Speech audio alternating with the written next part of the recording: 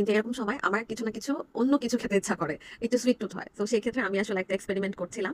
আমার মগের মধ্যে বাটার আর চিনি নিয়ে নিয়েছি, আর এখানে নিয়ে নিয়েছি 2 টেবিল স্পুন ময়দা, তার মধ্যে দিয়েছি 1/2 টেবিল স্পুন মতো চকলেট কোকো পাউডার, আর এটার সাথে আমি এখানে অ্যাড করছি সামান্য একটু গুঁড়া দুধ, আর এখানে নিয়েছি বেকিং পাউডার, এটা কিছুটা হাফ টিস্পুনের মতো। আর এখন অল্প একটু 1 পিঞ্চ লবণ নিয়েছি।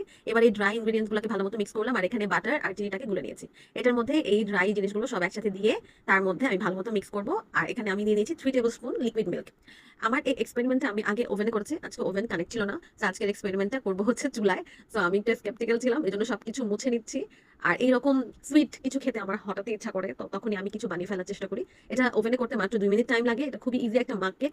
আমি লকডাউনে এটা অনেক খেয়েছি, আর এখন কেক সবকিছু মিক্স করে উপর দিয়ে এক গাদা স্প্রিঙ্কেল ছিটিয়ে দিচ্ছি। কিন্তু চুলায় করার জন্য স্প্রিঙ্কেল গুলো সব গলে গিয়েছে, বাট ওভেনে করলে কিন্তু আপনাদের স্প্রিঙ্কেল গুলো ঠিকঠাক থাকবে। তো চুলায় আমি একটা বড় প্যান নিয়ে তার মধ্যে একটা স্ট্যান্ড দিয়েছি, তারপরে দিয়েছি মাগ এবং এই পরে ঢেকে দিয়েছি। তো এটা করতে আমার চুলা থেকে